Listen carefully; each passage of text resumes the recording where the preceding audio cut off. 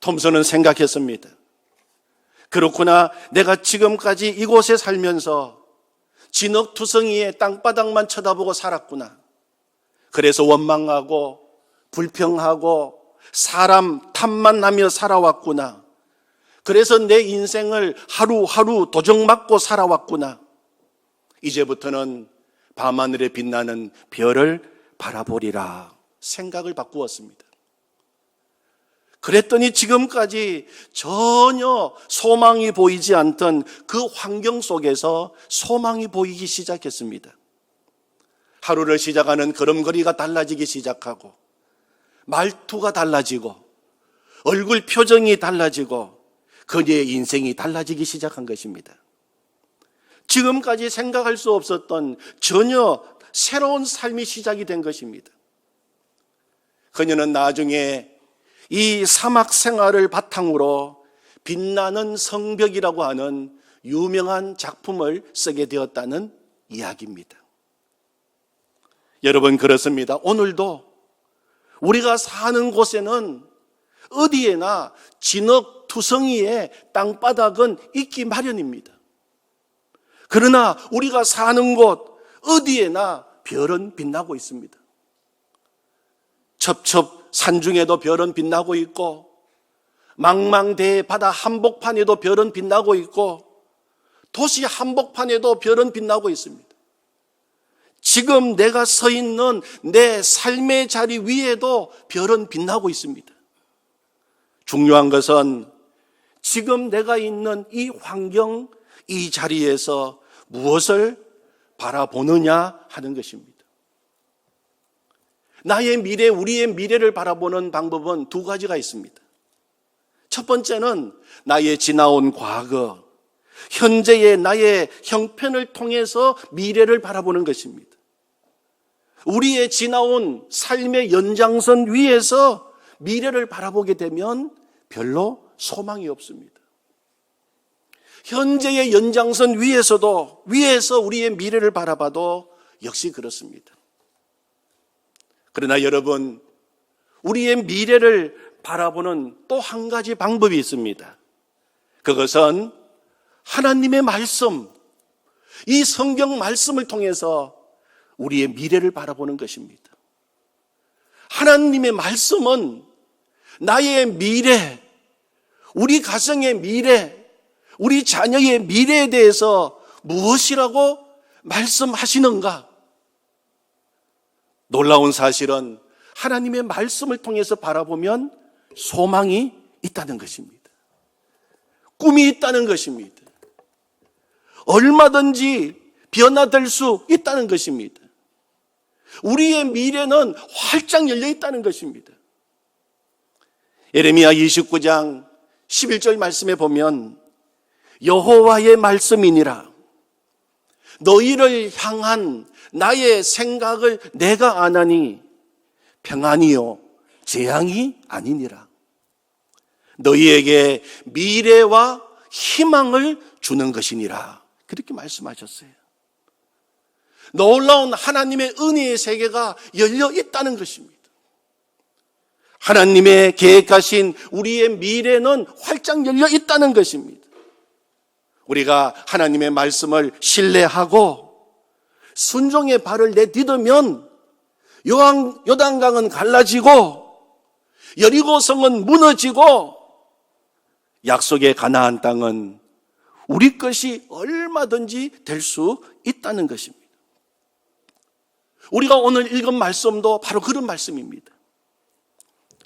농사 짓는 분들의 이야기를 들어보면 풍성한 열매, 좋은 열매를 거두는 데에 중요한 두 가지 요소가 있습니다. 이 두 가지 요소가 갖추어지면 풍성한 열매를 얼마든지 거둘 수 있다는 것입니다. 여러분, 두 가지의 요소 무엇이라고 생각하십니까? 첫 번째는 농부가 훌륭해야 합니다. 두 번째는 나무가 좋아야 합니다. 풍성한 열매를 거두기 위한 조건, 첫 번째가 뭐라고요? 농부가 훌륭하면 됩니다. 농부가 훌륭하고 뛰어나면 아무리 땅이 나쁘고 척박해도 그 땅을 기어이 옥토로 만듭니다. 오늘 읽은 요한복음 15장 1절에서 예수님께서 말씀하셨습니다. 나는 참 포도나무요 내 아버지는 농부라. 내 아버지는 농부라. 우리 하나님께서 농부가 되신다고 말씀하고 계십니다. 개역 성경에서는 내 아버지는 그 농부라 그렇게 번역했었죠. 그 농부라고 하는 말은 그 누구와도 비교할 수 없는 가장 훌륭한 농부시라는 것입니다. 여러분, 아무리 땅이 척박하고 땅이 메마르고 땅이 나빠도 농부가 훌륭하면 얼마든지 그 땅은 변화될 수 있습니다. 광야, 척박한 땅, 사막을 옥토로 만드는 이야기는 얼마든지 있습니다. 사람이 훌륭해도 역사가 일어나고 기적이 일어나는데 하물며 전능하신 하나님, 능치 못하심이 없으신 하나님께서 농부가 되신다면 여러분 말할 것이 없지 않겠습니까? 누가 우리의 농부가 되십니까? 누가 내 인생의 농부이시고 우리 가정의 농부이십니까? 내가 농부가 아닙니다. 1절을 여러분 다시 보시기 바랍니다. 나는 참 포도나무요 내 아버지는 농부라. 우리 하나님께서 농부가 되십니다. 하나님께서 친히 내 인생의 농부가 되셔서 농사 짓는다는 것입니다. 여러분, 우리의 농부가 되시는 하나님은 어떤 하나님이십니까? 천지를 만드신 창조주 하나님이십니다. 우리 하나님은 전능하십니다. 모든 것을 다 아시는 하나님이십니다. 우리 하나님은 역사의 주관자가 되십니다. 우리 하나님은 환경을 바꾸십니다.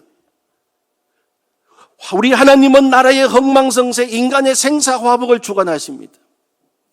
그리고 무엇보다도 오늘 말씀을 보면 우리를 사랑하시는 아버지가 되신다고 말씀하고 계세요.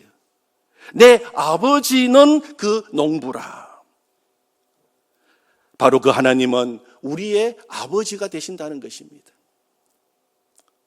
그 농부는 자녀된 우리들을 결코 포기하지 않으시는 우리의 아버지십니다. 저는 모태신앙인입니다. 아주 어릴 때부터 저는 교회에 다녔습니다. 그리고 교회 학교에서 말씀도 배웠습니다. 저는 하나님을 부를 때마다 늘 하나님 아버지라고 불렀습니다. 그러나 그 아버지라고 하는 단어는 어뢰 하나님을 부를 때 붙어 다니는 수식어 정도로 생각했습니다. 그러나 제가 두 아들의 아버지가 되고 그 아들을 길러보니까 아버지됨의 의미가 무엇인지를 알게 되었습니다. 그리고 하나님의 말씀을 통하여서 아버지의 의미가 무엇인지를 깊이 알아가게 되었습니다. 그래서 지금은 하나님 아버지 하면 그 아버지가 더 이상 수식어가 아닌 것입니다. 나를 사랑하는 아버지, 나를 언제라도 용납하시는 아버지, 언제라도 내가 그 품에 달려갈 수 있는 아버지, 언제라도 나를 웰컴하시고 환영하시는 아버지, 무조건적으로 나를 사랑하시는 아버지, 결코 나를 포기하신 적이 한 번도 없으신 아버지, 하나님 아버지, 그 아버지를 찾은 것입니다. 그 아버지를 찾았을 때, 그리고 그 아버지를 부를 때마다 다시 삶의 용기가 생겨나게 된 것입니다. 제 삶이 달라지고 제 사역이 달라지기 시작한 것입니다. 여러분, 오늘 우리의 농부가 되시는 하나님 아버지의 애창곡을 좀 소개해 드리려고 합니다. 한 번은 제가 교회에 우리 학생부 아이들을 데리고 교회 대항 배구 시합에 나갔습니다. 우리 편 선수와 상대방 교회 선수가 배구 코트에 들어가서 시합이 시작이 되었어요. 우리 교회 학생들이 그 배구 코트를 삥 둘러서서 열심히 응원을 했습니다. 상대방에서 공이 넘어왔어요. 우리 편 선수가 그 공을 잘 받아서 토스를 띄워주었습니다. 그 옆에 있던 우리 교회 공격수 아이가 멋지게 폼을 잡고 스파이크를 때렸어요.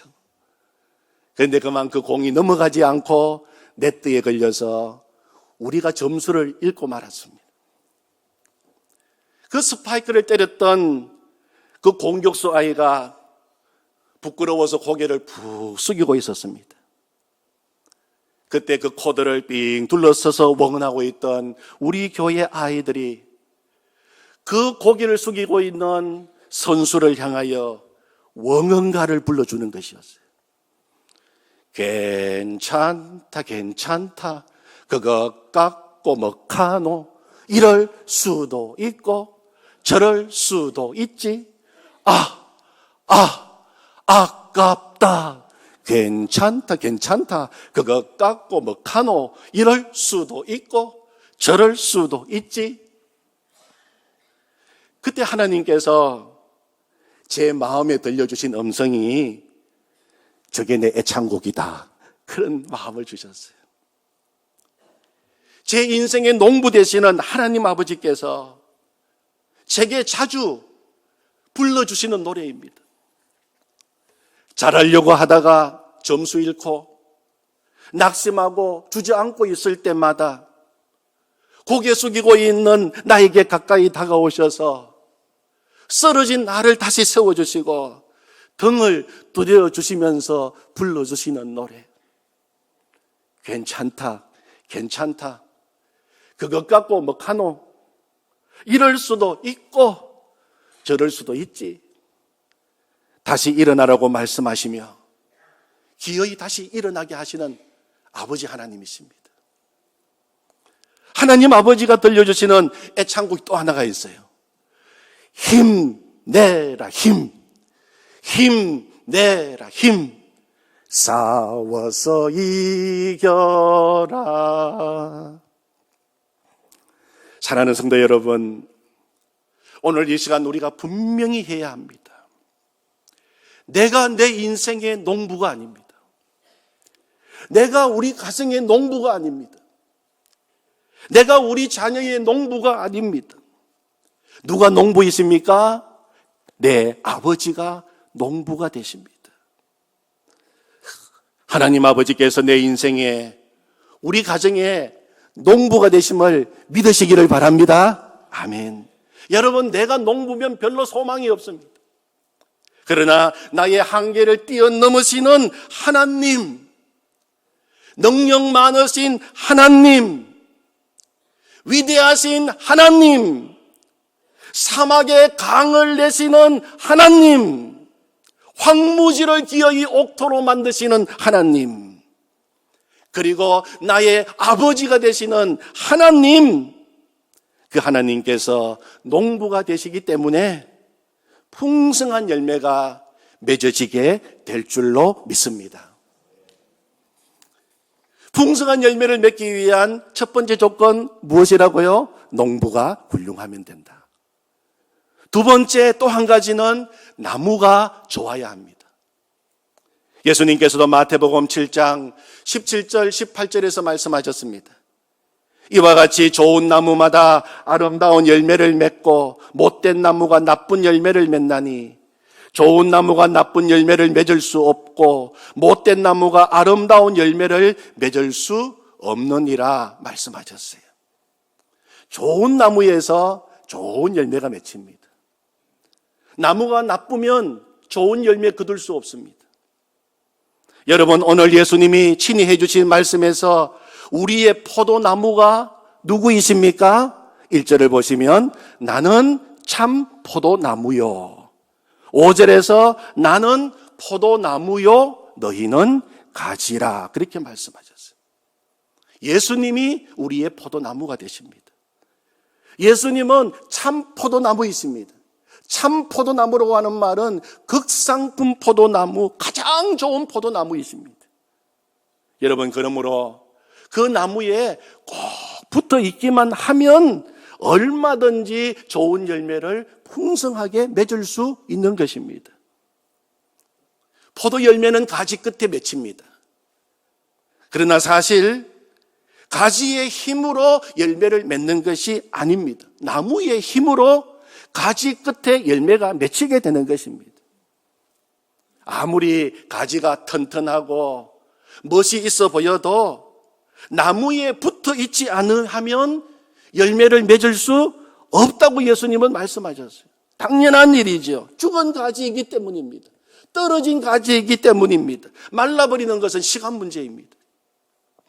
그러나 가지가 비록 연약하고 좀 볼품 없어도 참 포도나무에 붙어 있기만 하면 때가 되면 나무의 힘으로 열매를 맺게 되는 것입니다. 나무의 능력이 가지의 능력이 되기 때문이죠. 그래서 예수님은 오늘 5절에서 이렇게 말씀하고 계십니다. 우리 5절을 우리 한번 같이 읽겠습니다. 시작. 나는 포도나무요. 사람이 열매를 많이 맺나니 나를 떠나서는 너희가 아무것도 할 수 없느니라. 여러분, 예수님은 어려운 이야기 하고 계신 거 아닙니다. 예수님의 말씀은 분명합니다. 우리가 포도나무가 아니라고 말씀하고 계시는 것입니다. 우리 인생의 포도나무는 내가 아닙니다. 여러분, 누가 포도나무이십니까? 예수님이 포도나무이십니다. 여러분, 우리 가정의 포도나무가 내가 아닌 것을 감사하십시오. 누가 우리 가정의 포도나무이십니까? 예수님이 우리 가정의 포도나무이십니다. 열매는 누가 맺게 하십니까? 포도나무이신 예수님이 맺게 하시는 것입니다. 포도나무이신 예수님께서 가지된 나에게, 가지된 우리에게 요구하시는 것은 많은 것을 요구하시지 않습니다. 단 한 가지만 요구하십니다. 내 안에 거하라. 내 안에 거하라. 계속해서 오늘 말씀을 통하여 가지된 우리에게 요구하시는 것은 단 한 가지입니다. 내 안에 거하라고 말씀하고 계십니다. 여러분, 거하는 것이 무엇일까요? 저는 오랫동안 거하는 것이 도대체 무엇일까를 많이 주님께 물었습니다. 많이 생각도 했습니다. 그런데 하나님께서 그것을 깨닫게 해주셨습니다. 거하는 것은 예수님과 동행하는 것입니다. 내 모든 삶의 자리에서 24시간 예수님을 바라보고 그 예수님과 날마다 행복하게 동행하는 것, 그것이 내 안에 거하는 것인 것을 깨닫게 해주셨어요. 여러분, 신앙생활의 가장 중요한 두 사건은 예수님을 만나는 것과 예수님과 동행하는 것입니다. 만남과 동행, 이 두 가지 속에 신앙생활의 모든 것이 다 들어있습니다. 먼저 예수님을 만나야 합니다. 만나야만 동행이 가능합니다. 그리고 이제 만났다면 얼마든지 동행할 수 있는 것입니다. 한 번은 친구 아들 결혼식 주례를 하게 되었습니다. 결혼식을 준비하면서 친구의 아들 신랑을 부르고 신부를 불러서 대화를 나누는 가운데 이 두 사람이 같은 대학교에서 만나서 지금까지 8년을 만나왔다는 겁니다. 대단한 것이죠. 8년을 만나왔다는 거예요. 그래서 드디어 결혼식을 올리고 이제 평생을 같이 하는 행복한 동행 속으로 들어가게 된 것입니다. 결혼식 하는 날, 결혼식 내내 신랑 신부가 싱글벙글이었어요. 너무 좋아하는 것이었습니다. 얼마나 좋은지 나중에는 신랑이 신부에게 순서지에도 나와 있지 않는 특별 순서, 신부에게 바치는 노래를 부르겠다는 겁니다. 그 노래를 부르는데 가사가 너무 감미롭고 아름다웠습니다. 식을 마치고 난 다음에 신랑을 불러서 그 노래의 제목이 뭐냐 불었더니 가수 라디가 부른 I am in love라고 하는 노래라고 했습니다. 그 노래의 가사가 노래 중에 가사가 주례하는 저의 마음까지도 흔들어 놓았어요. 이런 내용입니다. 어쩔 수 없네요. 내 마음을 숨기기엔 그대는 너무 아름답죠. 사실은 처음 봤을 때부터 내 마음 속으로부터 그댄 파도처럼 밀려들어 온통 하루 종일 그대만 떠올라. 그리고 끝에 가서는 세상에서 가장 행복한 여자로 만들어 줄게요. 약속 따윈 안 할게요. 그냥 보여줄게요. 뭐 이런 노래였어요. 내 마음 속으로부터 그댄 파도처럼 밀려들어 온통 하루 종일 그대만 떠올라. 그렇다, 저게 바로 24시간 예수님과 행복한 동행을 하는 것이구나.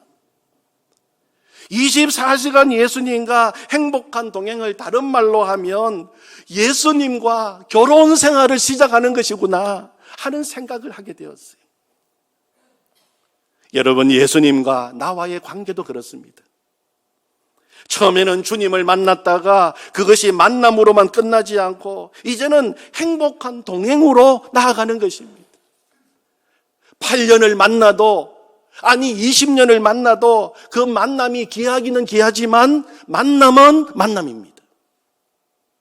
주일 잠시 와서 예배 시간에 말씀 들으면서 예수님 만나고 예배 끝나면 헤어졌다가 또다시 그 다음 주일날 다시 와서 주님 만나는 신앙생활은 한계가 있습니다. 능력이 나타나지 않습니다. 역사가 일어나지 않습니다. 오래전입니다. 제가 하루는 운전을 하면서 가다가 기독교 방송을 듣게 되었습니다. 이 프로를 진행하는 담당자가 찬양도 들려주고 재미있는 이야기도 해주고 하는 그런 프로그램이었습니다. 그런데 그 담당자가 진행하다가 제가 퀴즈 문제를 내겠습니다. 한번 잘 들어보시고 퀴즈 문제를 한번 풀어보라고 이야기했습니다. 저도 운전을 하면서 그 방송에서 흘러나오는 퀴즈 문제에 귀를 기울였습니다. 이런 내용이었어요. 어느 곳에 한 부부가 살고 있었습니다. 이 부부는 평생을 같이 살아오면서 힘들고 어려워도 서로를 믿고 사랑하며 살아온 부부였습니다. 그런데 안타깝게도 남편과 아내 두 분 다 앞을 보지 못하는 분들이었습니다. 그래서 두 분은 늘 하나님 앞에 나가 기도할 때마다 동일한 기도의 제목이 있었습니다. 하나님, 한 번만이라도 좋으니까 사랑하는 내 남편 얼굴 보게 해주십시오. 한 번만이라도 좋으니까 사랑하는 내 아내 얼굴 한번 보게 해주십시오. 어느 날 두 사람이 나란히 앉아서 그날도 그 기도 제목으로 기도했습니다. 하나님, 한 번만이라도 좋으니까 내 사랑하는 남편, 내 사랑하는 아내 얼굴 보게 해주십시오. 드디어 그들의 간절한 기도가 하나님께 상달되어 그 부부가 그토록 소망하던 그 일이 이루어지게 되었고 눈이 뜨이게 되었어요. 그러면서 방송 진행자가 퀴즈를 내겠습니다. 자, 그러면은 평생을 같이 살아온 이 부부가 드디어 소원대로 눈을 떴습니다. 서로를 바라보게 되었습니다. 그러면서 제일 먼저 한 말은 무엇이겠습니까? 하는 것이 퀴즈 문제였습니다. 여러분, 무슨 말을 했을까요? 저도 운전을 하면서 평생을 같이 살아온 부부가 드디어 소원대로 눈을 뜨고 제일 먼저 서로를 바라보면서 무슨 말을 했을까 한참 생각했습니다. 퀴즈의 답이 방송에서 흘러나왔습니다. 안녕하십니까? 처음 뵙겠습니다. 또 퀴즈 문제가 나왔습니다. 그러면 여러분, 두 번째 한 말은 무엇이겠습니까? 또 두 번째 한 말은 무엇일까? 그동안 말씀은 많이 들었습니다. 저는 그 퀴즈 문제, 퀴즈 답을 들으면서 한참을 웃었어요. 그러다가 장차 우리가 사랑하는 예수님 앞에 섰을 때 예수님 안녕하십니까? 처음 뵙겠습니다. 그동안 교회에서 목사님을 통해서 말씀은 많이 들었습니다. 그렇게 말한다면 우리 예수님 얼마나 섭섭하시겠습니까? 아니, 주님 앞에 서게 될 때 얼마나 우리가 억울할까 그런 생각도 들었어요.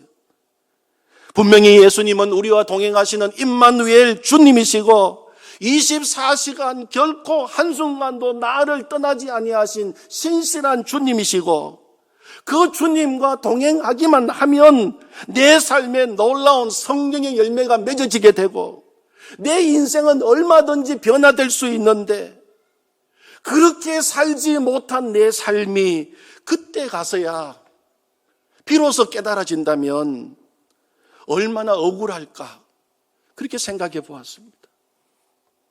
사랑하는 성도 여러분, 나와 주님과의 관계가 어떻습니까?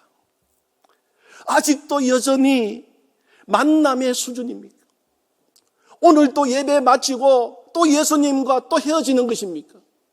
다음 주 오셔서 또 주님과 만나는 것입니까?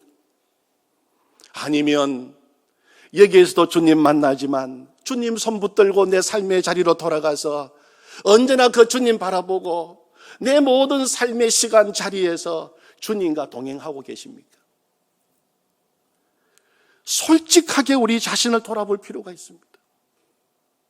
나중에 주님 앞에 서게 되었을 때 그때서야 우리가 주님과 동행하지 못했다는 것을 알았다면 어떻게 하시겠습니까?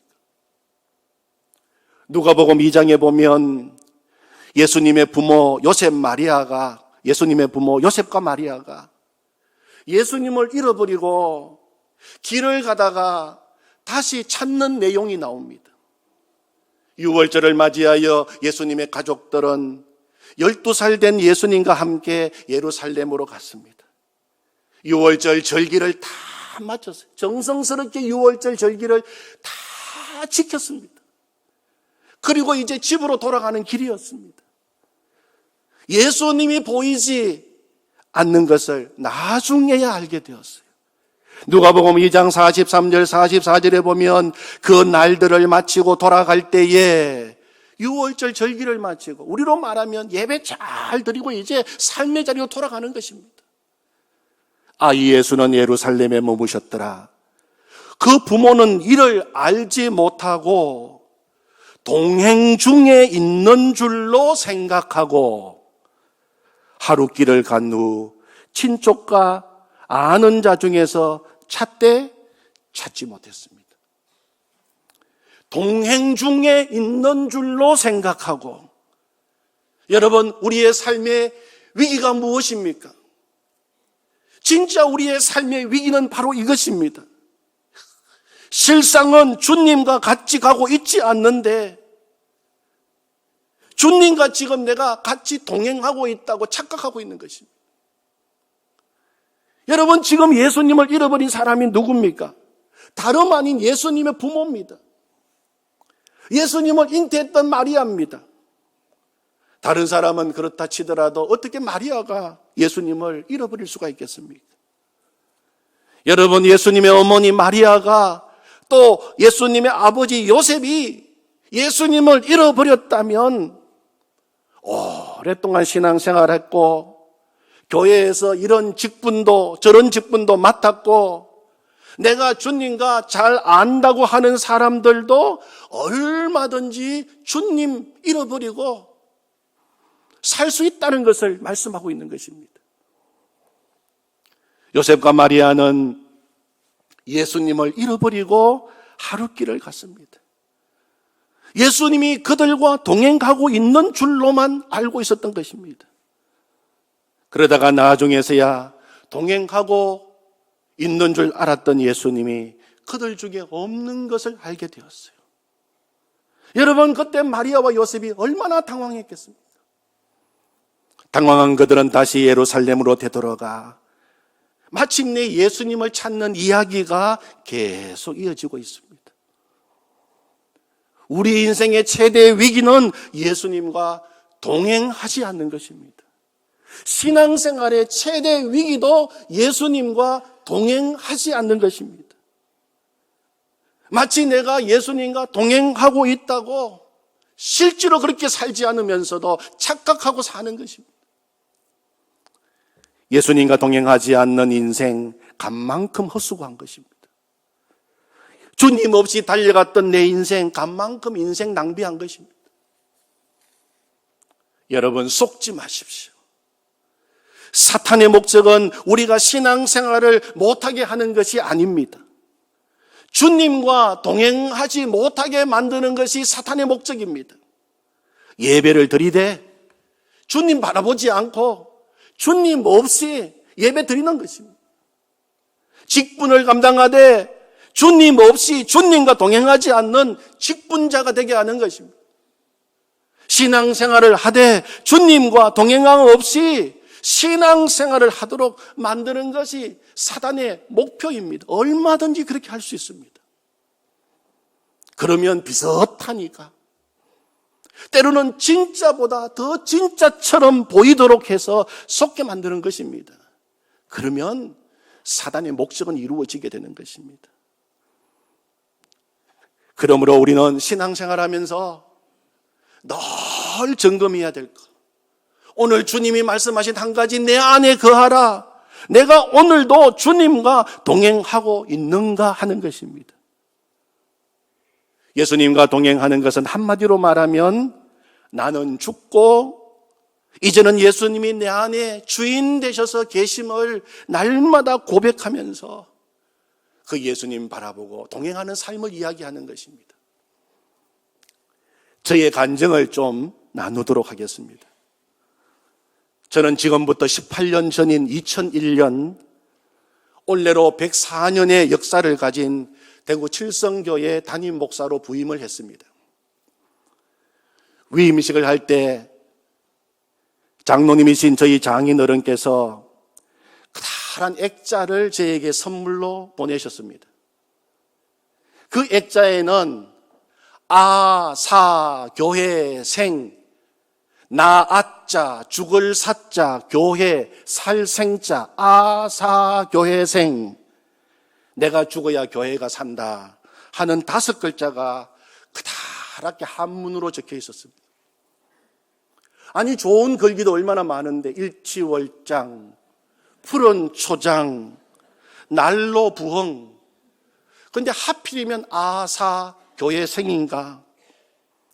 그 액자를 받아놓고 읽을 때마다 자꾸 죽어라, 죽어라 하는 것 같아서 영 마음이 편하지 않았습니다. 그래서 이 액자를 어디에 붙여놓을까 고민을 많이 했습니다. 그래, 성도들이 죽어야 교회가 살지. 우리 성도님들이 교회에 들어오면 딱 보이던 교회 본당 입구에다가 붙여놓을까? 아니면 식당에도 붙여놓을까? 생각을 했습니다. 그런데 영 마음이 편하지 않았어요. 어디에 붙여놓을까 고민하다가 할 수 없이 제 방 벽에다가 붙여놓았습니다. 아사교회생. 그래, 내가 죽어야지. 내 성질도 죽이고 내 고집도 죽이고 내 뜻도 죽이고 내가 죽어야지 하고 목회를 해왔습니다. 그게 목회를 잘하는 것이라고 생각했습니다. 여러분, 그러나 죽는 것은 결코 쉬운 일이 아니었습니다. 제가 지금 목회하고 있는 칠성교회는 제가 경상도 성주 산골에서 초등학교 2학년 때 대구로 이사 나와서 그때부터 다닌 제 모교회입니다. 칠성교회에서 대학생까지 신앙생활을 했고 신학교를 마치고 다시 내려와서 저의 첫 전임 부임지도 칠성교회였습니다. 칠성교회에서 목사 안수도 받았습니다. 그리고 포항제일교회에 와서 한 7년 정도 부목사로 있었습니다. 그리고 저에게 신앙을 가르쳐 주시고 저에게 세례 주시고 제가 모셨던 목사님께서 원로 목사님으로 은퇴하시자 2001년 다시 영광스럽게도 제가 모교회 칠성교회 담임 목사로 청빙을 받게 되었습니다. 당시 당회원 장로님들은 다 저의 주일학교 선생님들이셨습니다. 다 저의 교회학교 선배님들이셨습니다. 저를 인격적으로 대우해 주시고 저의 목회를 지지해 주시고 격려해 주셨습니다. 그럼에도 불구하고 목회하는 일은 결코 쉽지 않았습니다. 역사와 전통이 있는 교회를 변화시키는 일은 쉬운 일이 아니었습니다. 왜 변하지 않는가? 조바심에 사로잡힐 때가 한두 번이 아니었습니다. 마음속 한편에는 내가 늘 이 교회에 맞는 목회자인가? 나로 인하여 교회가 부흥되지 않는 것은 아닌가 하는 부담감으로 마음 한쪽 구석에서는 늘 교회를 떠나고 싶은 마음이 사라지지 않고 있었습니다. 죽어야지 하고 목회를 했지만 때로는 참지 못해서 폭발하고 지쳐가고 영육이 탈진될 때가 많았습니다. 그러던 중 2013년 8월 부산에서 있었던 목회자 영성일기 세미나에 참석하게 되었습니다. 하나님께서 그 영성일기 세미나에서 놀라운 십자가의 복음을 다시 발견하게 하셨습니다. 갈라디아서 2장 20절입니다. 내가 그리스도와 함께 십자가에 못 박혔나니 그런즉 이제는 내가 사는 것이 아니요 오직 내 안에 그리스도께서 사시는 것이라. 이제 내가 육체 가운데 사는 것은 나를 사랑하사 나를 위하여 자기 자신을 버리신 하나님의 아들을 믿는 믿음 안에서 사는 것이라. 내가 그리스도와 함께 십자가에 못 박혀 죽었나니 그런즉 이제는 내가 사는 것이 아니요 오직 내 안에 그리스도께서 사시는 것이라. 예수님께서 십자가에 죽으셨을 때 나도 예수님과 같이 죽었다는 것입니다. 이미 죽었다는 것입니다. 죽는 것은 먼 훗날 이루어질 일이 아니라 이미 이루어진 시작. 죽으려고 나는 죽었다고 날마다 선포하게 되었고 예수님과 친밀하고 행복한 동행임을 알게 되었습니다. 그때부터 24시간 예수님과 행복한 동행을 하는 것이 저의 비전이 되었고 소원이 되었습니다. 그토록 죽으려고 몸부림치던 목회에서 이미 나는 죽었고 날마다 예수님이 살아 역사하시는 은혜의 자리로 그 거룩한 부르심 앞에 기쁨으로 나아가기를 갈망하게 되었습니다. 그리고 그 예수님과 동행하는 은혜의 통로가 예수 동행 일기, 영성일기인 것을 알게 되었습니다. 예수 동행 일기는 매일매일 아침에 일어나 저녁에 잠자리에 들 때까지 하루를 살면서 내가 삶의 자리에서 얼마나 주님을 바라보고 포도나무 대신 예수님께 내가 거하면서 그 주님과 동행했는지를 기록해 보는 것입니다. 2013년 영성일기 세미나를 다녀와서 예수 동행 일기를 써야지 결심을 했습니다. 그러나 그 결심은 오래가지 못했습니다. 쓰다가 그만두다 하기를 수십 번을 되풀이했습니다.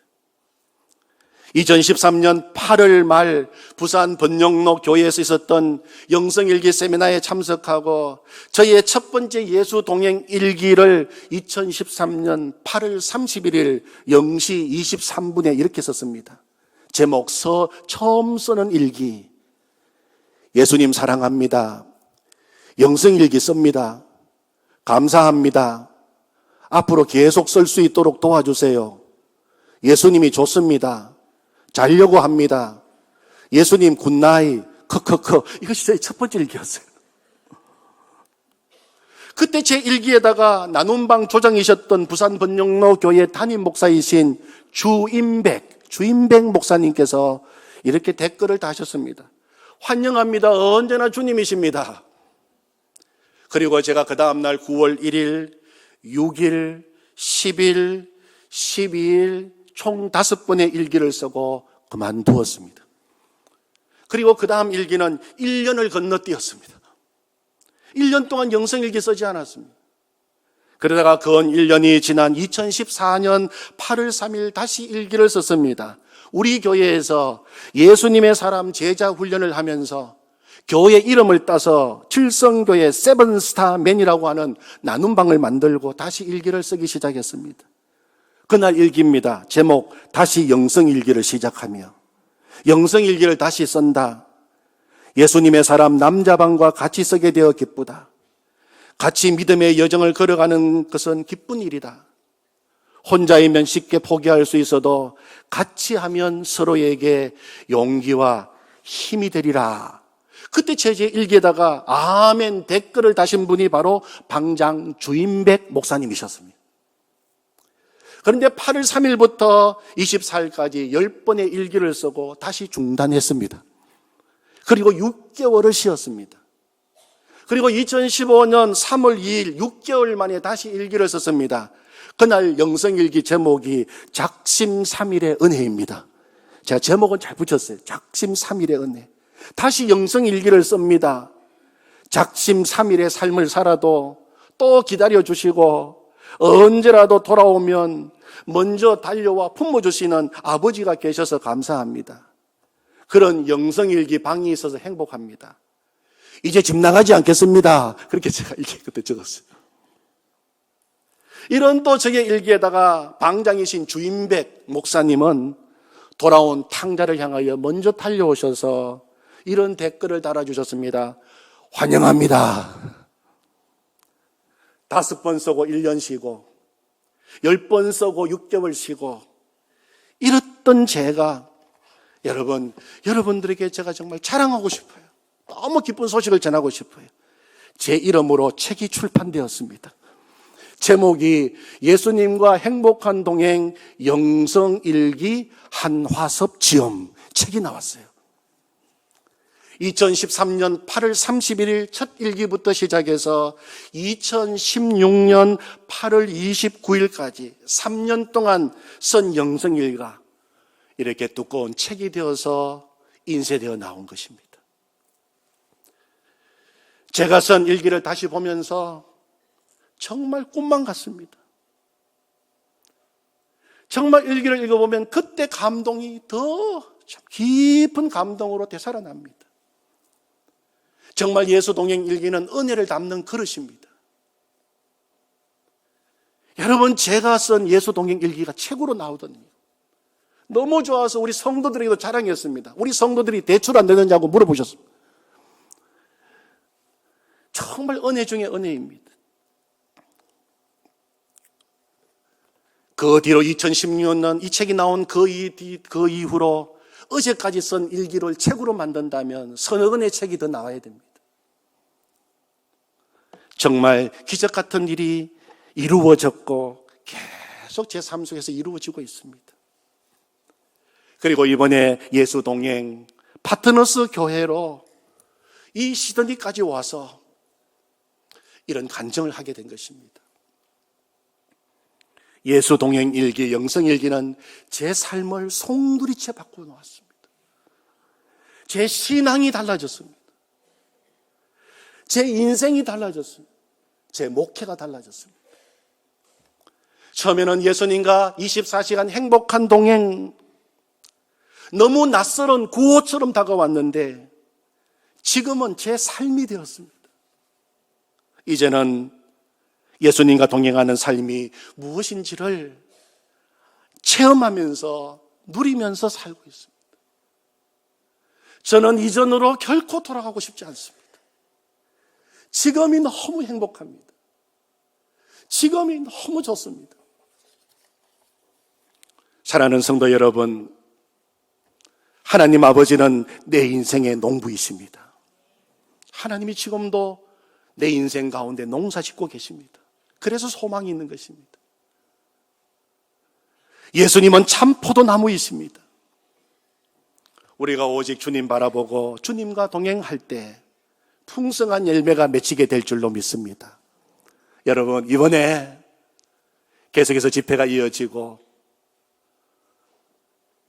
정말 이번 기회에 포도나무 되신 예수님께 꼭 붙어있게 해주는 좋은 은혜의 도구, 예수 동행 일기를 여러분들도 한번 써보시기를 바랍니다.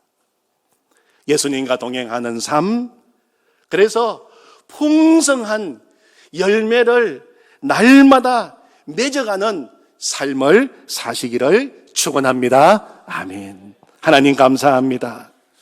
오늘 말씀을 통하여 내가 농부가 아니라 하나님이 농부가 되시고 하나님 아버지가 내 인생에 우리 가정의 농부가 되심을 감사합니다.